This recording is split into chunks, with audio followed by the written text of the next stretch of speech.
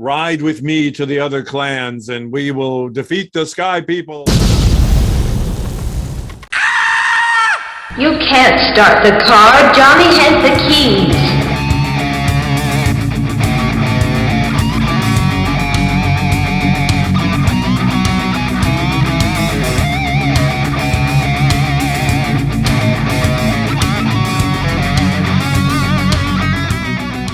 Hello, and welcome out there in podcast and YouTube land. You have reached Johnny Has the Keys, a podcast and YouTube channel where two guys cover horror and science fiction films, key influences on those films, and then things that those movies then in turn influenced. If you're new to us, hey, thanks. We're glad to have you here and glad that you joined us or found us. We'd love to hear how you found us. Maybe make a comment below. Say, hey, I found you through a friend, or I was at a con and you were mentioned, or whatever, that sort of thing. Also, if you're watching on YouTube, maybe subscribe, do all the likes, the stuff, the stars, the whatevers. And we'd really appreciate a positive review on iTunes if you could. That just helps us broaden the market and get more people interested in coming to hear and see us, sort of thing. My name's David. I'm here with my good friend Tim.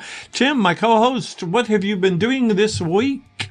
Oh my God, what has been going on this week? Genre-related items for me? Yes. Well, we mentioned this film a little while back, and it popped on Shudder the other day, so I had to revisit it because it's been a long time.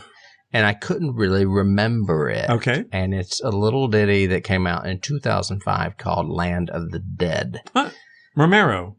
Yeah, it is Yep. George Romero. Basically, what happened with this movie, well, first of all, it's his biggest budget. Mm-hmm. It's right around $20 million to make it. He's never had a budget that big. Romero works better small. That's your one sentence review. Romero works better small. The remake of Dawn of the Dead had come out, and Shaun of the Dead had come out and generated a lot of popularity in the zombie genre, which had crashed for a while in the 90s. Mm-hmm. So all of a sudden, studios were coming to him saying, let's do this, let's do this. And, you know, if you remember right, when he did Day of the Dead, which is a far better movie than this, he wanted it to be bigger. He had a bigger story and vision, and budget cuts made him shrink that movie. Well, he tried to get those things back into this film, and that main arc is making the zombies gradually get more intelligent. In this one, they're a little too intelligent, and the guy that plays the lead zombie, the bub of this movie, is behind me, the African-American man. He's not good. He's really not good. Every time he gets mad, he yells, which really is uncharacteristic for a zombie to me. In general, yes. Yeah, to show that kind of emotion, he's like, "Arr!" I'm like, stop it, you're annoying me. They do start using tools, which is fine, because they even used rocks in Night of the Living Dead and a trowel, if I remember right. Okay. The little girl stabbed her mother. But this guy basically leads an army of zombies. Pittsburgh's been blockaded, and one of the boundaries is a river. He leads them into the river, and very much like my book, they walk across the bottom of the river and rise up. And it's a very cool scene, but you're still having, mine was directional. They just happen to be going that way. This one, he's leading them, and it doesn't work for me. It's also got CGI effects. Yeah. Some of the CGI is really bad, even though Savini did the effects, and Savini's in it. He reprises his biker role from Dawn of the Dead as a zombie. Simon Pegg and Nick Frost reprised their roles from Shaun of the Dead as zombies in this, which is kind of funny. Okay. It's a noble effort. It's got a good cast for the most part. Dennis Hopper's in it. I was like, holy cow, Dennis Hopper's in this movie. Okay. John Leguizamo's in it. But if I had to rank the Romero movies, this would be next to last as the worst. Okay. The worst is by far his last movie, Survival of the Dead. That movie's terrible.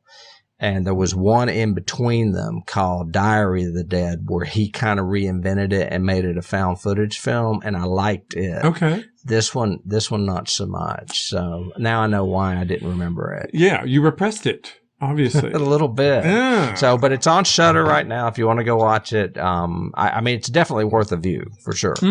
Well, I have been dividing my genre week between two things. I am trying to finish and catch up on the second season of Murders in the Building. I didn't finish it yet, so I need to do that. No, we haven't either. But it's definitely continuing the goodness of season 1. So I'm really looking forward to finishing it up. And I'm on my annual rewatch of Harry Potter, all 8 films. It's pseudo-genre related. It's fantasy as opposed to sci-fi or horror. Although, a few of the movies are very scary and have some great scary stuff to them. And there's lots of fanciful stuff with all of the magicians and wizards in it. You should add those to the list. Will we have them on the list? We do not. We have never covered those on the podcast. Because I've only seen one. I saw the first one, and that's it. Dude, it keeps getting better and better. And I didn't read the books either. And I do. Oh, see. Oh, no. I mean, outrage is going to happen there. I do think you would enjoy reading the books, especially because it's very interesting to see her develop as a writer. Each book, as the subject matter and the characters mature, so does she as a writer. I've always said the first book is literally a children's book, and the movie, directed by Chris Columbus, Goonies, everything else, is done like a children's movie almost. Has a little bit more mature topic, really, with a bad guy coming to town kind of thing, feel to it. But it's basically for kids. But each movie, as Harry and the characters grow, so do the movies, the intensity, the subject matter, everything. Down into getting into politics and wizard politics and how everything works and all that. And and my family, everybody in my family loves the Harry Potter movies. Every time we go to Florida, we're more Universal than Disney. We're going to go to, Wizarding World more than we will go to Disneyland, or Disney World, sorry, or Epcot or any of that. Just love the whole atmosphere. It's great directors later on with Peter Yates and great production design and everything. So I watch it every year, and I'm sure coming up soon will be my Godfather rewatch because I watch it every year too. So oh my gosh, those are my two. I don't know that I do that with anything. Well, you watch so much. How can you get back to it? I mean, yeah, you're watching 3 movies a week easy. I've seen the first 4 seasons of Walking Dead at least 3 times. I've seen the entire series at least twice. And that's 11 seasons. Well, I think I've mentioned in the podcast a couple of times, I've got a friend named Becky, and she's addicted to Grey's Anatomy, and she has watched all 15 seasons of that 4 times. Ooh, it's never off. She's constantly watching Grey's Anatomy, and I'm like, really? It's good, but it's a medical show. It's what it is. Well, speaking of medicine and medical, Dr. Potter! And maybe psychiatry. and people who are mental for watching frickin' Grey's Anatomy over and over again. Or The Walking Dead or Harry Potter. Or Harry Potter. Our topic today is a little doozy from 1982. Wow. We are going into the time capsule back to a movie called Alone in the Dark. Yep. I had to put not only the poster behind me, but the shot of the title because both look so 80s to me. Yes. And I have to admit, finding this movie was difficult for me because there's a remake, or there's a movie based on the game, right? Because there's a game called Alone in the Dark. Okay. And there is a movie with Christian Slater based on that game, which has nothing to do with this movie. So if you're looking this up, make sure you got the 82 version, not the 95 or whenever it was, the remake. Right. I own this on DVD. It was on YouTube, the entire thing, if anyone wants to watch it. I highly recommend it. It's worth a watch just for the cast alone. But I noticed that it was not available on streaming platforms, and I think there was a really expensive Blu-ray out there, and that was it. So it was kind of hard to find. Yeah. Fortunately for you, it was on it was on YouTube because I was afraid I was going to have to mail you my DVD. Yeah. But no, so yeah, I did watch it through YouTube. So yes. Yeah. This movie, I guess I could give a quick plot synopsis before I go into a little background. Is basically it's a pretty concise plot. Basically, there's this insane asylum that's kind of, well, it's very 80s. There's not a lot of security there. There is a certain floor where they keep the more dangerous criminals. The overseer psychiatrist has moved on to another job. There is a lesser psychiatrist there named Leo Bain. He is overseeing the transfer of the new head doctor, whose name is Potter. And for some reason, these psychos up on the something floor think that Potter murdered their former psychiatrist. And the whole thing, the whole house, I keep wanting to call it a house because it looks more like a house than an institution. Yes. Yeah, to me is basically secured by electricity only. Only on the third floor. Is that it? Only on the third floor. Dr. Bain says that. And Dr. Bain, to me, was like, he wasn't a lesser psychiatrist. He was like the warden, the administrator. This was his baby, his vision for, because he calls the asylum Haven, which I thought was interesting too. Yeah, he says he doesn't even like having the electricity and all the security measures on the third floor because he calls all the patients voyagers. They're all of the patients are voyagers, and they're just people with issues that they need to deal with, sort of thing. They're crazy people dealing with a crazy world, or crazy may be the wrong word. Correct. But aren't we all insane? I think is one of his lines. Yeah. But yeah, there's only power on the third floor for the security measures, and then all the power in the whole, I guess, town, state, whatever, is run by a nuclear plant that's nearby. I guess. What you're referring to is there's a blackout that lasts for a couple days. Yeah. Well, once you say all of our security is run by electricity, we know you're going to lose that electricity. It's kind of like writing 101. They enhance it, and this is probably where I got confused, with the custodian, an African-American man that he demonstrates for the new doctor, the door sliding shut, and he says that all that keeps us from them is electricity, man. Electricity. Yeah. And I'm like, okay, so we know the power's going to go out. Mm-hmm. And as far as Leo being I guess he is the head honcho, but he's more of a supervisor, where they were relating to this doctor that is no longer there. Correct. And this new doctor replacement who obviously killed the former doctor. So yeah, okay. I may have had that backwards. Let's talk a little bit about production. You notice that it's a New Line Cinema movie. Mm-hmm. All right. New Line Cinema, for those of you out there that don't know, is the house that Freddy Krueger built.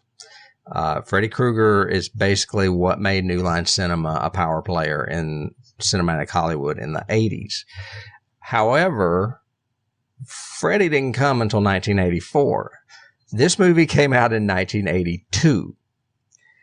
New Line Cinema was a distribution company in the 70s. They made one movie. Their first movie was called Stunts. And it's from 1977. I think it had Richard Lynch in it. You remember him? Yeah. This is their second movie they ever made. And it is not a perfect movie, but I love this movie. And they scored with the cast, man. I don't know how they got all these power guys to be in this movie. And I don't know if you remember, but we used to watch this movie over at my house a lot. Did you remember that? I do not remember a thing from this movie. Really? No. Okay. Because maybe it was Steve Rowe I'm thinking of. We used to watch this movie all the time.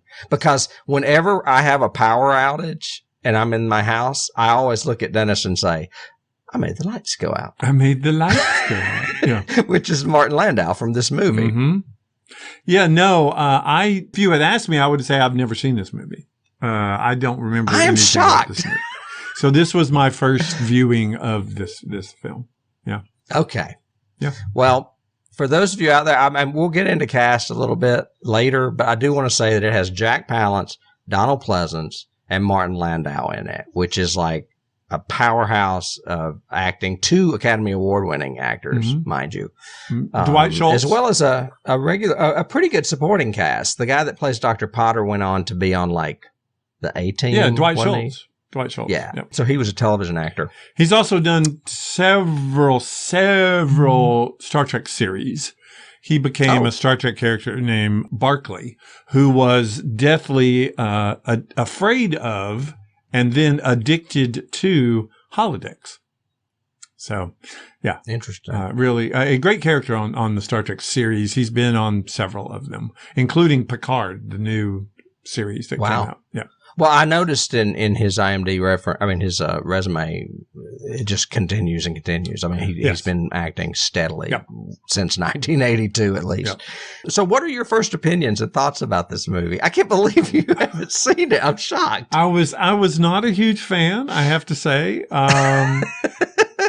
What stunned me was I watched the movie and I took my notes and then I went, okay, was it the fact that I watched it in the afternoon or something? So later on, I started it over again at night to say, okay, maybe the dark will help Alone in the Dark. And no, it didn't. It didn't help me.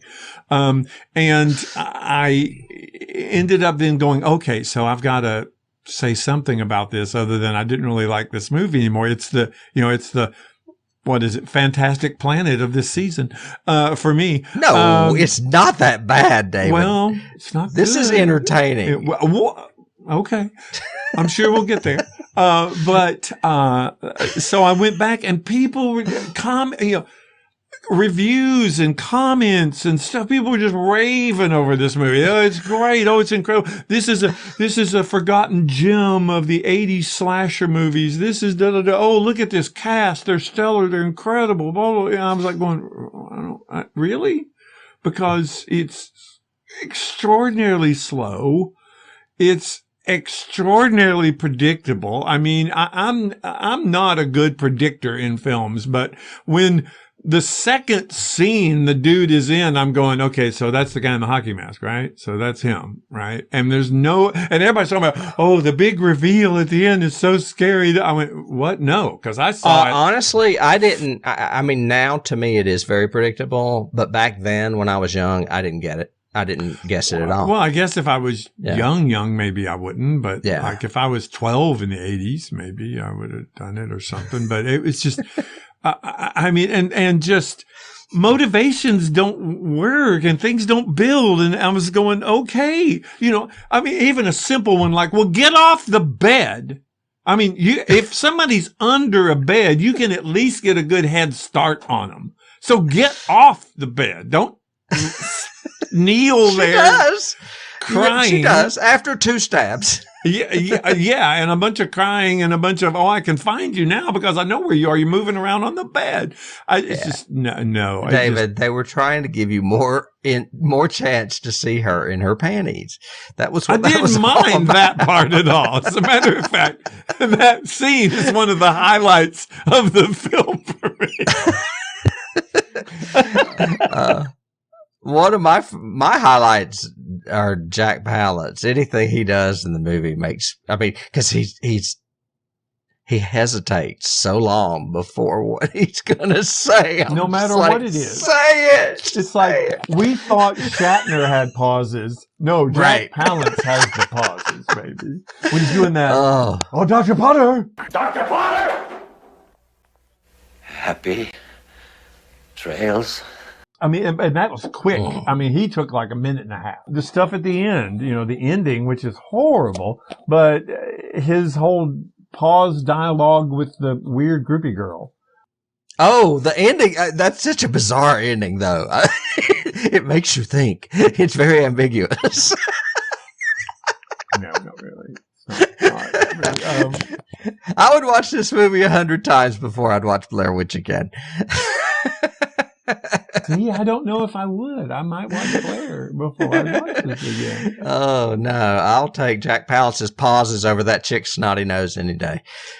My fourth watch note is, did they tell everybody in this to act as strange and badly as they possibly can? because everybody, especially the wife, the sister, the daughter, they are terrible in this movie. They are, I was going, okay, I would never have hired them for this movie if they read their They had no money. They spent it all on Jack Palance and Martin Landau. and Martin Landau and Donald Pleasence. Pleasence. Of course. Oh. Well, let me tell you a little bit about it. It's directed by Jack Shoulder. Who again, hugely praised. Everybody's going, this is his first. No, he's not. No. Really? Because all he did was he's a Nightmare, B-movie. right? Didn't he do? What did he do? He did Nightmare 2. And if you Okay. remember me talking, I think last season in one of our genre weeks, I talked about a movie called Scream Queen, which dealt with the actor that was the lead, Jesse, in that movie, and how there was so much homoerotic subtext in that movie, and Jack Shoulder denied it, but then later admitted it or what have you. Actually, it was more the writer than the director. Anyway, Jack Shoulder also directed The Hidden, which is a movie I think you like. I do like The Hidden. The Hidden has my girl Michael from Babylon 5 and Claudia Christian. I think that's on our list, but we've just never done it. That's another movie he's known for. He's really not known for anything else. He has not done a lot other than this one. The reason he got the gig is that he was an editor on the slasher movie The Burning, which is another movie on our list from 1981. Okay. And he credits that helped him learn how to build scares, which you say are non-existent, and suspense, which is how he got the gig to direct this film. I think he got it because they had no money. And Robert Shea, head of New Line Cinema, was like, we need somebody to do this movie, and we spent all our money on the acting. So, but Robert Shea and Jack Shoulder also wrote the movie. So that's your explanation right there, is these are not screenwriters that wrote this movie. No. The main thing Robert Shea's known for is being a producer. He produced the Lord of the Rings movies, and he's the founder of New Line Cinema. Yeah, I knew his name immediately, because didn't he have, who was the one that had all the stuff to do with Nightmare? Wasn't that Shea? It is. Okay. Well, it's New Line. I mean, all of this stuff is tied together in the house that Freddy built. Okay. It was just 2 years prior. They could have already been talking to Wes Craven at this time, because by the time this movie came out, they probably were talking to Wes Craven about Nightmare on Elm Street. Okay. It wouldn't surprise me. And Lynn Shea, you may recognize as well. There's a very funny moment when Potter arrives at the asylum and starts talking to the receptionist. Oh yeah, love that. And it's not the receptionist, because she's clearly a little loopy. Do you have any idea when he'll be free? Leo's always free. Then why can't I see him? Because he's invisible. And that's Lynn Shea. That's Robert Shea's wife. Uh-huh. And she has gone on to be in all kinds of horror movies that James Wan did, including Conjuring and that franchise. Yes, she's done a bunch from what I researched. Yes. That's most of what I have as far as production. I also wanted to tell you, if you didn't know, that it is the first horror film to be made with Dolby sound. Did you know that? And the sound levels would often blow out the speakers in old theaters while this movie was being screened. That makes sense. Because he tries to use jump scare. Well, let me give you my overarching view. My overarching view is, I think, what really bothered me about this movie is I think it is terribly directed. I can handle some of the performances, especially like you said. I think Jack Palance is always Jack Palance. He always I mean, you could easily put him in a cowboy hat and he's Curly from, the cowboy City movie, Slickers. City Slickers sort of thing. Or he's doing Unsolved Mysteries or whatever. No, he did Ripley's Believe It or Not. Yeah, Ripley's Believe It or Not. Unsolved Mysteries was Jack, the other guy. The one that was an untouchable. Yes. I can't think of his name. Yes. But yeah, Elliot Ness. Elliot Ness. But Jack Palance is Jack Palance. Donald Pleasence is, again, this is like what happened had Loomis survived and just gotten character. Yeah, and just gotten stoned the rest of his life. Because that's what he strikes me as. He seems high from his very first scene to his last one. In this one. Do you mind if I smoke? Oh, not if you need to. I don't need to. I want to. And then, of course, Martin Landau is just chewing every piece of scenery around him he can. Love him. So it wasn't the performances I done, but they were horribly, horribly directed. He goes for these jump scares with hugely blasting sound that don't work for me. And then he goes for these extraordinarily slow plotting moments that without any POV, we don't care. Good example, and I even have it in my notes, when the cop goes outside to investigate. And we start with this long shot when he's outside. And then we follow him all the way around the side. We follow him and he goes, I'm going to go around front and check. You are around front. You're literally just around the corner of the building. You didn't go to the back. You just went to the side. And he goes around and then it stops and then he goes down. But there's never a shot of what he sees of like empty trees or something that might give us some suspense. Instead, we're watching this guy just walk around, and he does the same thing with like the boyfriend going up the stairs. We never get a POV of clothing. We just get him picking up stuff and then going on, and it's just. Now, I will admit, trying to make the movie 90 minutes long. He was, yeah, stretching. because he didn't have a lot to do with that. You know, I mean, they're shooting crossbows through the glass and you think putting the hutch against the door is going to stop it? You know, sort of thing. No, didn't get that. But I will say I like her death, the babysitter, Bunky. I liked her death because that was a shock to me. It was very, my key for that is Halloween. Because literally she opens the door and he's right there, the big fatty guy. And he grabs her and picks her up. Yeah, he really picked her up. Like that. I saw that in trivia that there was no bracing, no nothing. He literally picked her up by the neck. He was a former wrestler. He's very, very strong. He was like 6'6". He was the tallest person on the movie. So he picked the actress up by her neck. Yeah, there you go. So, yes. There's that. Do you have any scenes? I mean, you mentioned a few that annoyed you. Was there any that you liked? I mean, I personally like seeing that knife come up through the mattress when she's on top of it. I think that's very scary when she's kind of dancing around trying to avoid the blade.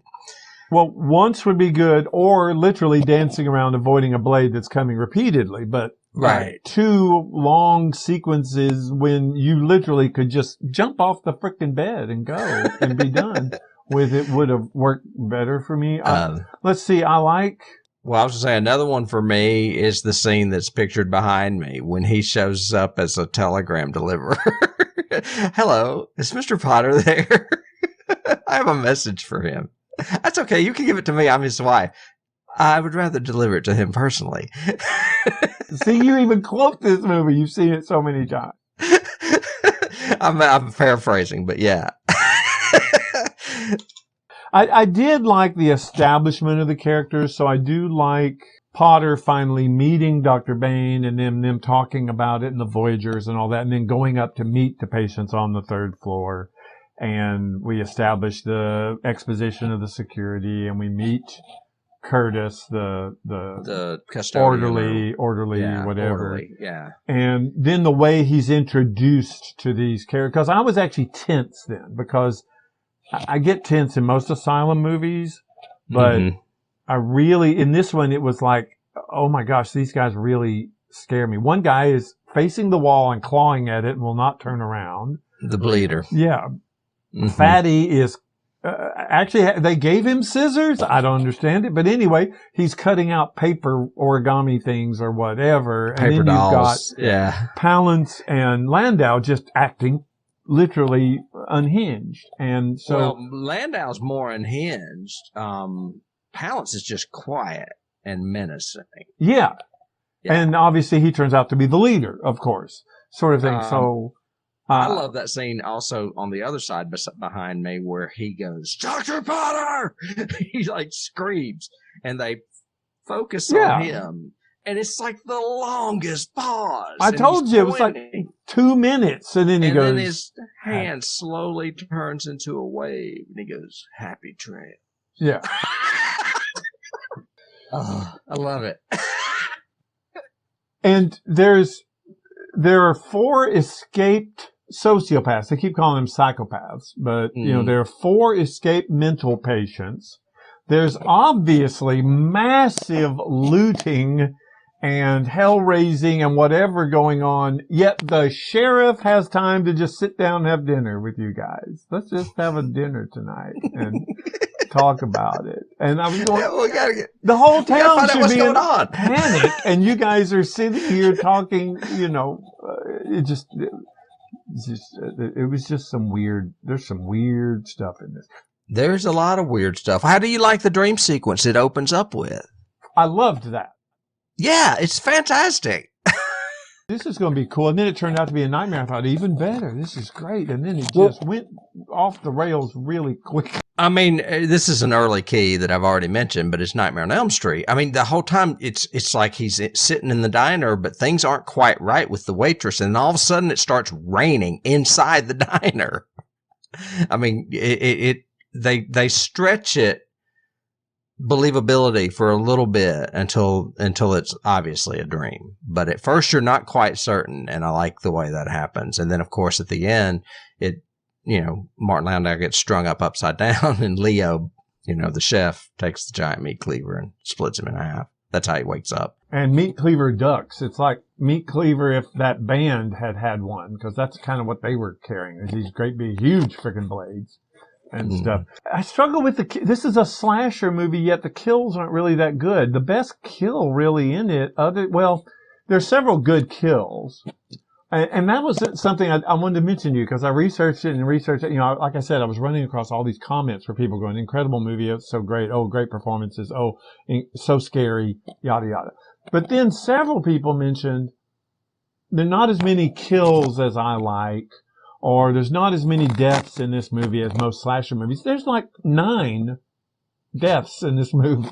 Is there? I don't remember that many. Yeah, so I was going to run them real quick for you. So the orderly, which is a good death. Literally Fatty picks him up and breaks him in half. And what makes it work is we get Landau turn around and look, and we get that POV shot of him literally twisted backwards, which looked great. Okay. The guy in the van. They kill the guy in the van because Bleeder rips his throat out with a trowel. I forgot about that. That's kind of redundant, but yeah. The postman, which they just run over. And so that Landau... He has a great stunt, man. He goes flying on that bike. So that Landau can have his hat, sort of thing. I want that hat. The sheriff, who they impale on a tree with a crossbow bolt. But then it's in his side. That's why I thought, oh, he's going to come back. He's going to be the savior at the end. No, he only comes back to die. I mean, his body is thrown through the window or whatever. You've got Dr. Bain, who they kill. They never show his death, do they? I don't think they do. Yeah, because he grabs him out of the car. That's it. They just show him trying to roll up the window and the handle coming off. And that bothered me, because I was like, whatever happened to Leo? Well, he has a knife out the window. I'm assuming that. Well, I mean, he cuts Leo's ear off. Leo gets in the car, tries to roll up the window. The handle comes off. Then they cut away, and they never say what happened. Well, yeah, but it's on his vengeance, his mind, saith the Lord. Exactly. I think it's pretty implied that Leo's not living. Right. But I mean, I wish they would have had more of a payoff with that. It's like they cut with that line. Fatty dies with a meat cleaver in his back. The Bleeder dies with a knife in his stomach. Preacher dies because we have to kill him twice or 3 times or whatever. Bunky dies because they slit her throat, and Bunky's boyfriend dies. I went, so Bunky. Why are you saying these guys don't have a lot of deaths? This has a bunch of kills in it. I mean, it's not the hitchhiker or the hitcher kind of murder count, but the body count's pretty high. It's a good count. It's a good count. Listen to it. I just couldn't remember all the incidental ones. I had forgotten about like the mailman or whatever. I liked the Bleeder's reveal. Had it not been telegraphed to me like hugely, I mean, literally right in the first scene when they arrive home, I went, oh, he's the Bleeder. He's the hockey mask guy. Having her hugging him and him hugging her, and slowly the blood starts going down her face would have been great had they not made the scene like 3 minutes long. And literally a torrent is coming down her face, and it's not until she tastes it that she pulls back. I went, Really? You didn't feel any of that? Huh? You didn't feel none of that? Really? I did like that it was the death of Fatty that triggered it. Yes. You know, it doesn't happen unless he kills somebody. Right. And right after he killed I can't remember Fatty's name. They I call think him he's Fatty. just called Fatty. Elster is his last name. I think they call him Elster sometimes, maybe. Anyway, but they do call him Fatty. Well, I guess with that, we could move on to cast, because the scenes I remember most are obviously scenes with Landau or Palance, but I also remember that dream sequence. That was the one that stuck out to me most.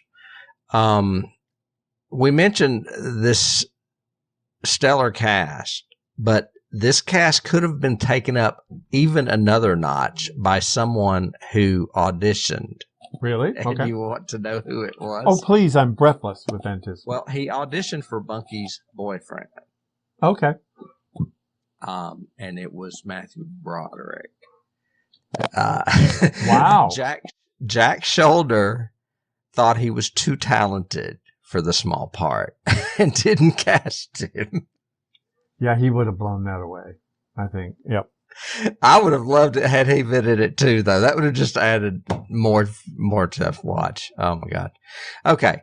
We have Jack Palance. He is an Oscar winner. I looked up a little bit about some of these people. I didn't realize he's of Ukrainian descent. Did you know that? No, I did not. His real name is Voldemir Palahniuk. Really? Okay. Yeah. And I also did not know that he came on the scene as Brando's understudy for Streetcar, the Broadway production. And I was like, wow, that's pretty heavy. And then we have Donald Pleasence. Also, both of them were World War II vets. Pleasence was actually in a POW camp in Germany. I did not know that. I thought that was interesting. Well, and this is obviously before Palance realized that he should eat in every scene. Remember, we were talking about that when we did You mean Pleasence? Pleasence, yeah. Yeah. He's the prop actor that's always got something in his hand, Like so a you pipe? can't edit it out. Yeah. And then we have, to make up the third, Martin Landau, who is an extraordinary actor. He's a ham, like you said, and steals scenes and chews scenery.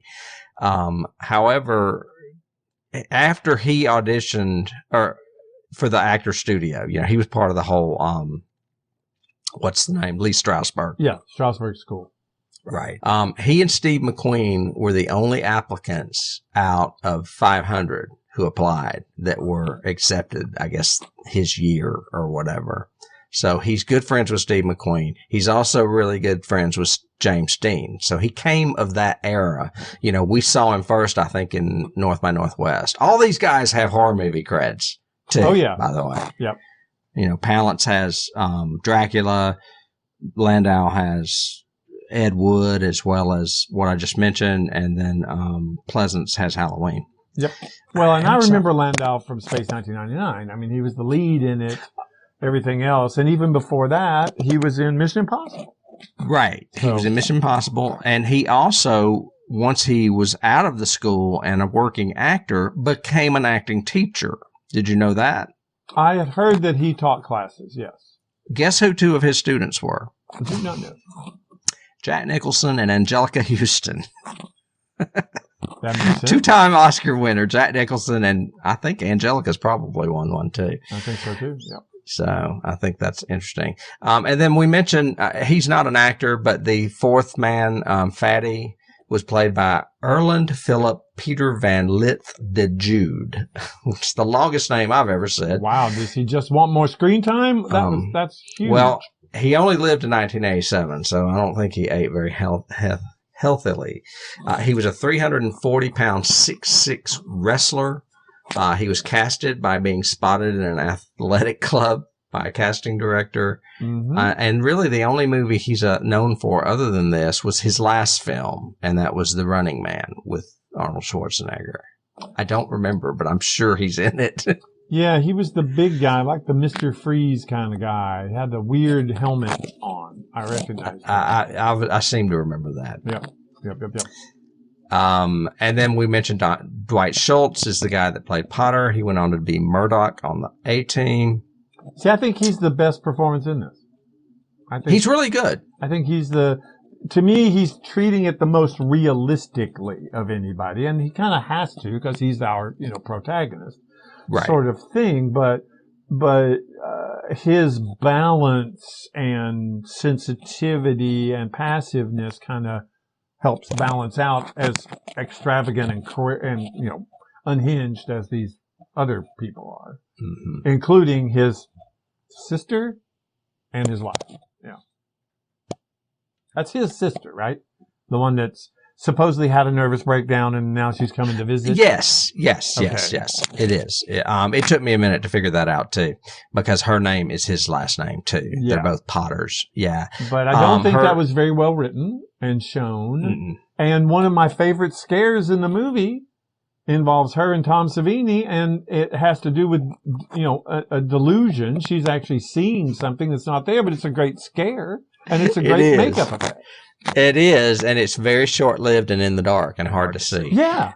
And I was going, why waste? And I thought that I was going to bring that up. Tom Savini was brought on additionally just to do that one effect. Yeah. And I heard it was basically oatmeal. It was like cornflakes and soap or something like that. Yeah, that he did. It was great. Weird, but it was it's a jump scare. It scared the shit out of me because I wasn't expecting it. Yeah, well, you weren't. I forgot about it. Yeah, and that was a great one that I didn't expect at all, and wasn't telegraphed like the rest of them are. No, it was a classic jump scare where they're just waiting to get you. So you mentioned her name was Lee Taylor Allen. Deborah Heldwell played his wife now. And I forgot to mention, and he's only credited further down, and that's the bleeder himself. He's actually the fourth, not Donald Pleasence, who I lumped in there with killers. Phillip Clark played, he's known as Tom Smith as the boyfriend, Skagg as the inmate, and the bleeder as the killer. So he's got 3 names in this movie. Well, yeah, that's his nickname, like Fatty's the nickname, and Preacher. Right. Preacher. I was surprised that they didn't have a nickname for Landau, like Colonel or whatever. They did. Landau was Preacher. You're thinking I'm sorry, Palance. Palance, yeah. Yeah, I don't think they had one for him. So, yeah. And then Brent Jennings played Ray Curtis, the orderly that you were talking about. He's really good. I recognized him. I was like, I've seen him in a million things. And sure enough, he's like a character actor. Big character actor. Big time. And I mentioned Lynn Shay plays the receptionist. So many funny lines in this movie with like, it reminded me of like when we did One Flew Over the Cuckoo's Nest, because you don't want to make fun of somebody that's got a mental disability, but sometimes they say the funniest things. Oh, yeah. And Lynn Shay, I can't remember what she says. Oh, something about being invisible. No, you can't see him. Saying, I'd like to see the doctor now. Oh, you can't. Is he here? Yes, he's here. Yes, he's here. Well, can I see him? No. Why can't I see him? Because he's invisible. Because he's invisible. It's a great line. And then there's that line that the woman comes up to Leo Bain, Pleasence, outside, and she says something because her intestines will come out and she will turn into porcelain. Oh, no, one of my favorite is right after that when he goes, well, take your hands and wave them in front of your face 3 times. And then... Yes, and then the intestines will stay inside. And you won't turn into porcelain. And you won't turn into porcelain. It's just, what are you doing? I love some of the incidental lines in this with just one-off characters. They crack me up. Well, and like Landau goes and says, I need a match. And Potter goes, no, you'll have to talk to Dr. Bain. He goes, Dr. Bain says, I have a match. And he goes, oh, yeah, sure, here, take the whole book. And then what's the next shot? He set his shirt on fire and he's swinging it around everywhere. It's what is going on? Yeah. It's definitely the lunatics are running the asylum kind of feel to it. Agreed. Agreed. So, yeah. Well, you mentioned the Tom Savini thing. I was going to mention that on a casting. And then as far as awards, this movie won an award for...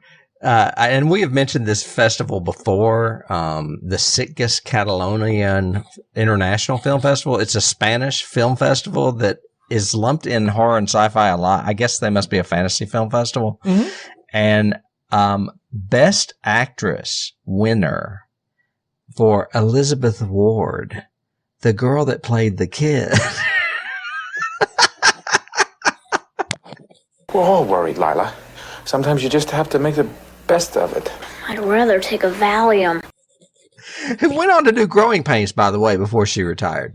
She's the little blonde-haired, glasses wearing child. She's kind of obnoxious. David does not like her, clearly. She's obnoxious in this too. Yep. Mm-hmm. Yeah. She is. There's a few other notes I have, just funny things I wrote, like that. I made the lights go out. I said it looks like Haddonfield. I mean, when they're driving around and the leaves are in the street, I was like, yep. I said, this reminds me of Michael driving around in that station wagon. Yep. And then he goes, I want that hat. Yeah. So let's kill the guy, the message delivery guy on the bicycle, so I can have the hat. And actually, I misheard it and thought he said, I want that. And I couldn't tell. Is it the guy? Is it his backpack? Is it his uniform? Is it his bicycle? What does he want? And then you find out it's the hat. So either worked for me. But the most overacted line to me, even with Jack Palance in this movie, is from that woman that played the wife. Her name is Deborah Headwell. She played Nell, and she has a line where she goes, "They're in the basement. Sounds like they're in the basement." Oh yeah, yeah.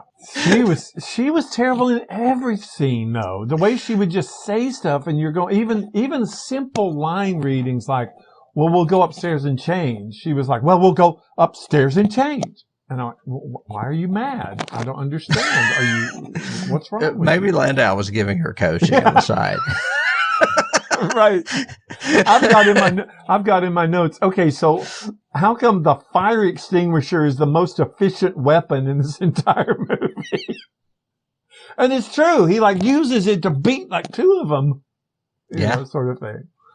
I love when the bleeder takes the baseball bat to that meat cleaver in Fatty's back and just drives it in further with the baseball bat. Yeah. Whack. Yeah. That's a good kill. It's a good kill. Yeah. Yeah. All right. Before we move on to Keats, did you have anything else? No, I've just got, this is set in Springwood, the name of the city. Yeah, it is. And that's like a trivia thing for something, but I can't remember what. I just have Springwood. It's Nightmare on Elm Street. Oh, okay.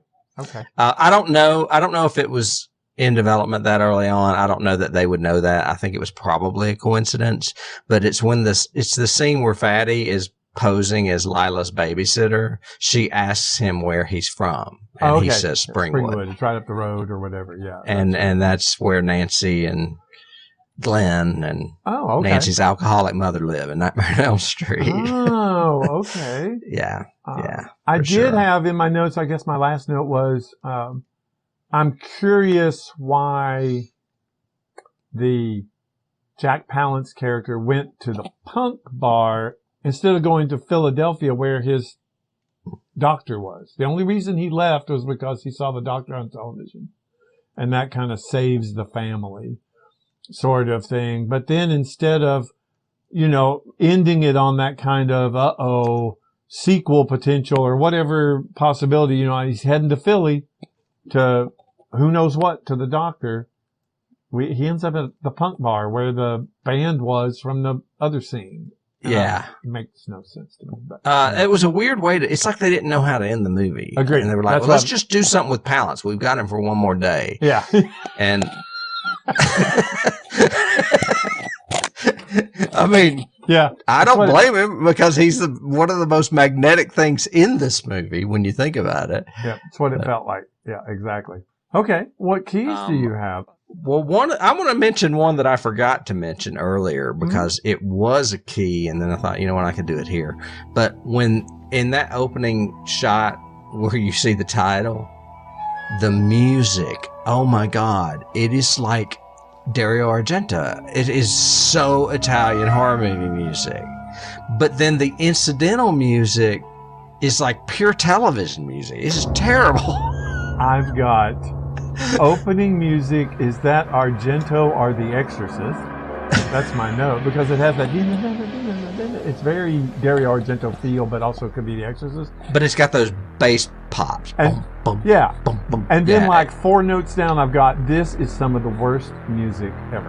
And I have that 2 or 3 times in my notes. Yeah, Well, see, I love the theme music. It's the incidental music that's bad. The incidental. The theme music is cheesy Italian horror movie. Yep. But then the incidental music's like, what is this? Some after school special? Yeah, I agree Bad. with you. I agree with you. Hilarious. And then, of course, I mentioned Nightmare on Elm Street as a reference as well. I mean, as a key as well. Well, I've got, of course, slashers of the 80s kind of thing. I've got Halloween. It has a lot of the Halloween feel. I also think that one kill of her picking her up by the throat reminded me of Halloween. I said that. I've also got Assault on Precinct 13.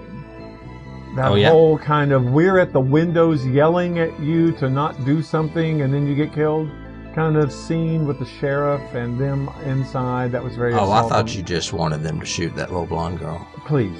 And also the whole, the assault essentially, shooting through the windows, having to lock up the windows, having to board the house up. All of that's very Precinct 13 to me. Yeah. She only wanted vanilla twist. Wish that would have been great. Yeah. Anyway, but the one that I got a little bit of in places was Straw Dogs. Because it's a family in a house barricaded. Yeah. Well, I can see that. And he is so passive and trying to be understanding of them, and the wife is so save us, save us, save us. You're supposed to be the big man. Even down to the fact of the other young guy who wants to pick up your sister or hit on your sister or whatever takes more action than you do. He's the one that says we should all protect ourselves in here. We should all do this. I mean, he's taking more control than the protagonist is. Kind of, so it's very Straw Dog kind of feel to me. I have Pulp Fiction because of Vengeance is Mine, saith the Lord. The whole quoting the Bible before you kill somebody is a very Pulp Fiction kind of. Oh, I had not thought of that, but you're right. Did you, I've got one that you're going to think is crazy. Yeah. And I think it's Palance that says it. I'm pretty sure it's Palance that says it. But it's straight out of The Breakfast Club when he says, I'm in here because I like the social life. Yeah. And he's talking about, I'm not crazy. I'm here because I want to be here. Just like Ali Sheedy in Breakfast Club. Yeah. I had nothing better to do. I had nothing better to do. Exactly. I've got Silence of the Lambs, of course, just because of we're introduced to these, in this it's 4 as opposed to 1, but psychotic sort of individual that eventually escapes and the havoc that they wreak once they escape. That's very, Silence to me. Although comparing this to Silence of the Lambs is a stretch. Hey, what was it I compared to Basket Case the other day? Boy and His Dog. Boy and His Dog to Basket Case. It's Basket Case. It's just a different version. Yep. Well, obviously, you mentioned Silence of the Lambs because it's an asylum, but I was going to say Cuckoo's Nest, which I've already mentioned, One Flew Over the Cuckoo's Nest, because of all the craziness when Potter arrives at the asylum and those funny incidental lines about the doctor being invisible and things. Or like when they go outside and they're mingling and all of that. Yeah. Which is also very Halloween as well. Yeah. With the asylum and Halloween. Very much. Very much. Yeah. And that's another Halloween reference, the escape at night from the asylum is very Halloween. I've got also, and this is kind of meta, and I'm not sure of my reference, but it was either from test footage from Evil Dead or Within the Woods, which was the Evil Dead short film used to form the money for it. But they suspend her from a tree and she spins around and is like hanging from the tree kind of It's thing. not from the movie. No, in the movie. Test footage that they did because there was a tree near the cabin that had a hole all the way through it. Oh, you're saying it could have just been test footage they didn't use. Right, that I ended up seeing and reminded me of it. But that whole stabbing the doctor and then he's there just stuck to the tree kind of thing. And he's literally angling. He's spinning on that. He's elevated off the floor. I didn't even notice. So, yeah. Funny. You mentioned Leo being somewhat of a stoner and kind of a very hippie-esque asylum administrator, or whatever he is. I read that, and this is directly from IMDb, while writing the screenplay, Jack Shoulder was inspired by the writings of someone named R.D. Lang, who theorized that psychotics were actually people just having difficulty adapting to an already psychotic world. Well, yeah. I know. It's very hippie-ish, though. Oh, very. And so the character, Dr. Leo, was supposed to be a parody of this R.D. Lang guy. That was Shoulders. That's where the nexus of the idea of this screenplay, if you want to call it that, came from. Well, and that shows in like the scene, Leo's death scene when he's actually talking to Preacher. And he's actually saying, "How was your day? How have you enjoyed it out here? I'm sure it's a little frightening for you." I have to say, I do love that when he goes to the front door and they're all screaming at the window, "The third floor residents are out. They're in the woods. Turn around. And he's like, "Oh, they are? Hey, hello, Preacher," or whatever. And he's like talking to them. Right. He's just walking right to them. And he's even saying, "I'll have a chat with them. Hello." Dude. Yeah. They just killed the sheriff. So he didn't care. He's Leo. Oh, he's Leo. He's stoned. Very, very stoned. And I really thought they had some missed opportunities with whoever that woman was. I never even know her name, but she was like his assistant, his real assistant.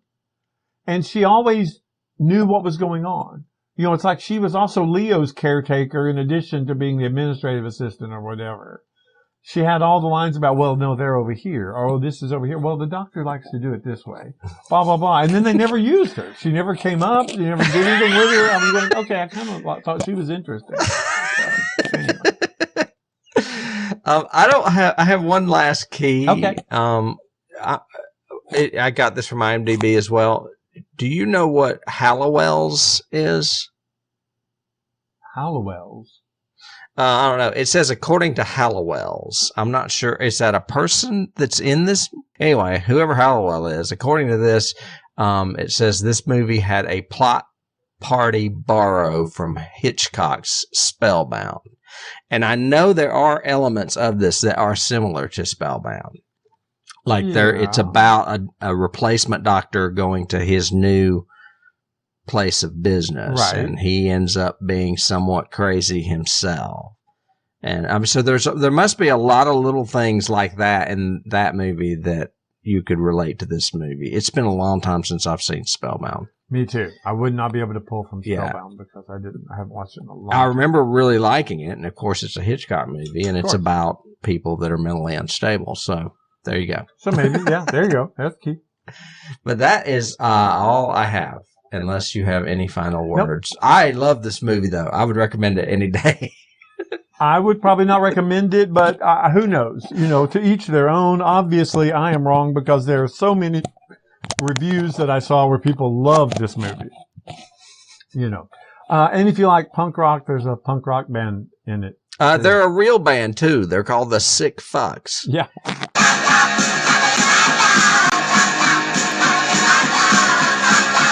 And they were going to change that name, and they ended up keeping it because Shoulder liked it. I think that's why you had your, what in our genre week, you were watching Sick or whatever, or what we were talking about recently. Oh, yeah, Sick. That movie that Kevin Williamson's doing. Yeah. But the Sick Fucks, I read somewhere also on IMDb where they ran into Jack Palance, like one of the members ran into him and said, "Hey, we were the Sick Fucks in your movie." And he said, "We were all sick fucks in that movie."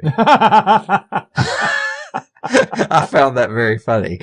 Obviously, yes. So, I guess that's going to do it. That's going to do us for this week. So we want to thank you guys for listening to us ramble on. We'd love to know your opinions. Do you agree with me that this is kind of a weak movie? Do you agree with Tim that it's a great movie and with great performances? So let us know in the comments down there, or send us an email. You can email us at johnnyhasthekeys.com.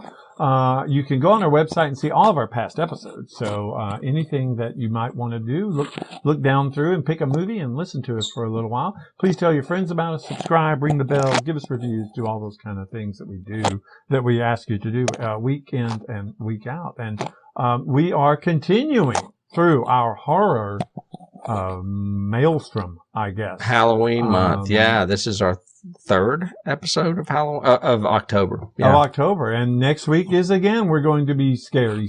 So yeah, and then the following week, we actually are on Halloween. We are on that day. We are on the day of that'll be a big one. So we'll have It'll fun. be a with sacred one. Tim, until then, I'll see you in the dark or whatever. All right, sounds good. All right.